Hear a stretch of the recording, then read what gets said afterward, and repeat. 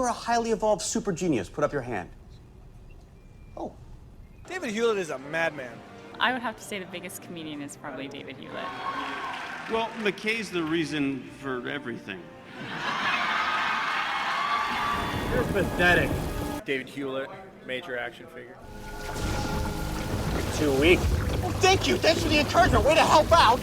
We follow in the mold of David Hewlett. The action figure version of me, apparently. I'm not sure.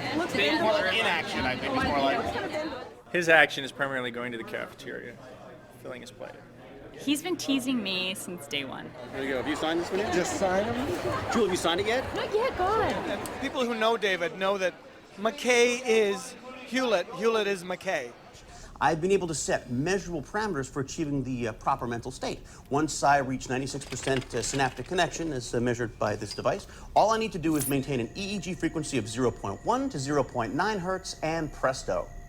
I love the technobabble, because that's the stuff. I mean, with science fiction, that was, you know, growing up, that was always the fun part for me. It was like trying to work out, how does this science work? I mean, wait a second, if that happens, how does this work out? And I mean, I loved science as a kid growing up in high school. I was like a science nerd. By my calculations, when I reach 96%, I either ascend or die. Now, what's my EEG? I was so much of a nerd that I didn't even have friends to play Dungeons and Dragons with. I had to like write my own little computer programs to do it for me. I've uploaded the virtual prototype for a hyperspace generator for the puddle jumpers into the database. And this is the beautiful thing about science fiction, is when it's done right, which it is on Stargate, is they'll take a concept and they'll just run with it.